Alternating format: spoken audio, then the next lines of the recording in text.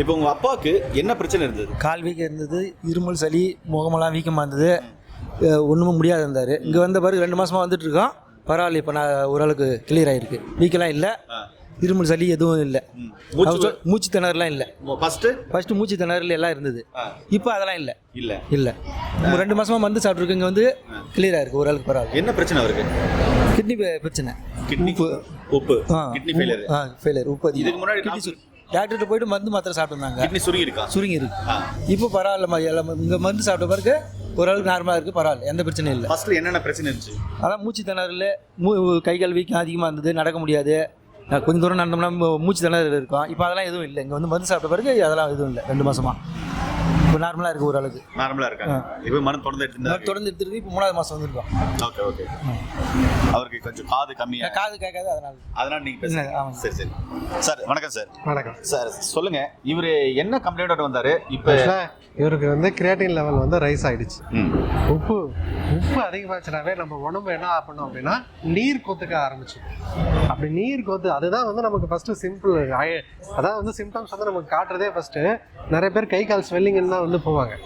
கை கால் வீக்கம் அதிகமாக இருக்கும். டக்குன்னு வந்து அவங்க ரத்தம் செக் பண்ணி பார்க்கும்போது உப்பு வந்து அதிகமாக இருக்கும். அந்த மாதிரி தான் இவங்களுக்கு உப்பு லெவல் அதிகமாக கை கால் வீக்கம் வந்துருச்சு.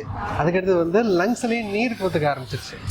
அந்த லங்ஸ்ல நீர் கோத்துக்கிறதுனால தான் இவரால் சுத்தமாக நடக்க முடியல. ஏஜ்டு பர்சன் வேற, அதனால வந்து கொஞ்சம் தூரம் நடந்தாவே மூச்சு திணறல் வந்து அதிகமாக ஆரம்பிச்சிருச்சு. அதுக்கு நம்ம அப்போ ஃபர்ஸ்ட் வந்து பார்க்கும்போது இப்போ 3 மாசமா ட்ரீட்மெண்ட் எடுத்துட்டு இருக்கேன். மாதம் பார்க்கும்போது ஈராக்ரேட்டின் வந்து ரொம்ப அதிகமாக இருந்தது. ஃபர்ஸ்ட் டயாலிசிஸ் பண்ணுற கண்டிஷன் வந்து இது பண்ணாங்க. அப்போ ஃபர்ஸ்ட் மாதம் நம்ம மருந்து கொடுக்கும்போதே இவருக்கு கை கால் வீக்கம், இந்த லங்ஸு சிம்டமேட்டிக்காக, அதாவது வந்து யூரின் அவுட்புட் வந்து இவருக்கு கொஞ்சம் ரொம்ப கம்மியாக இருந்தது. அந்த யூரின் அவுட்புட் வந்து கொஞ்சம் இன்க்ரீஸ் ஆக ஆரம்பிச்சது. யூரின் அவுட்புட் இன்க்ரீஸ் ஆகிறதுனால கை கால் வீக்கம் வந்து கொஞ்சம் கம்மியாக இருந்தது. இப்போ இவருக்கு முழுசாக குணமாயிட்டாங்கன்றது இல்லை, அதான் வந்து இவருக்கு நம்ம டயாலிசிஸ் பண்ணாமல் தடுத்துருக்கோம். இது சிம்டமேட்டிக்காக ரிலீவ் ஆகிருக்காங்க. கை கால் வீக்கம் கம்மியாகிருக்கு, மேனேஜ் பண்ணியிருக்கோம். சரிங்களா? இது வந்து இவர் வந்து 100% க்யூர் கிடையாது. அது நல்லா தெளிவாக புரிஞ்சுக்கோங்க. இவர் சிம்டமேட்டிக்காக இப்போ ரிலீவ் ஆகிட்டாங்க. டயாலிசிஸ் போகிறத நம்ம ப்ரிவென்ட் பண்ணிட்டோம். இப்போ இன்னும் தொடர்ந்து ட்ரீட்மெண்ட்டில் இருக்காரு. தொடர்ந்து ட்ரீட்மெண்ட் எடுக்க உப்பு லெவல் படிப்படியாக வந்து நமக்கு குறைஞ்சிட்டே வரும். அதை நம்ம ரெகுலராக பிளட் செக்அப் பண்ணி அவங்களுக்கு என்ன இருக்குது, உப்பு அதிகமாக இருக்கா, இஜிஎஃப்ஆர்ல வேல்யூ வந்து நமக்கு கூடி இருக்கா அப்படின்றத நம்ம தொடர்ந்து வந்து மானிட்டர் பண்ணுவோம். மானிட்டர் பண்ணி சிம்டம்க்கு தகுந்த மாதிரி தான் வந்து நம்ம இது பண்ணுவோம். இதில் மெயினாக வந்து இவங்களுக்கு வந்து நம்ம டயட் வந்து நம்ம சொல்லுவோம்.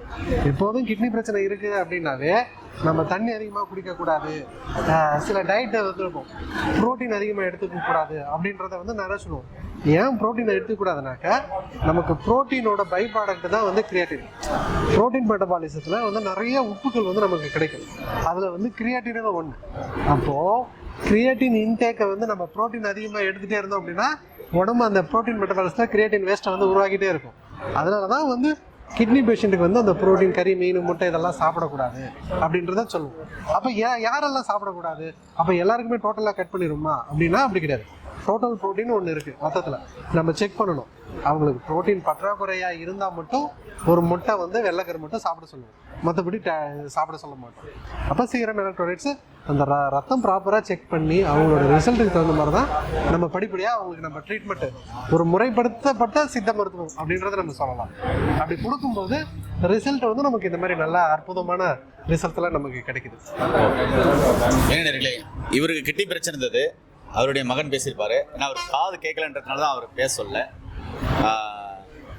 உங்களுக்கும் ஒருவேளை உங்களை சார்ந்தவங்களுக்கு, உங்களுக்கு தெரிஞ்சவங்களுக்கு யாருன்னா கிட்னி ஃபெயிலியராக இருக்குது, டயாலிசிஸ் பண்ணிக்கிறாங்கன்னா கண்டிப்பாகவே இங்கே விசிட் பண்ணலாம். இந்த ஏஞ்சல் கிளினிக்கில் சிறப்பான சிகிச்சைகள் சித்தா ஆயுர்வேதாவில் கொடுக்குறாங்க.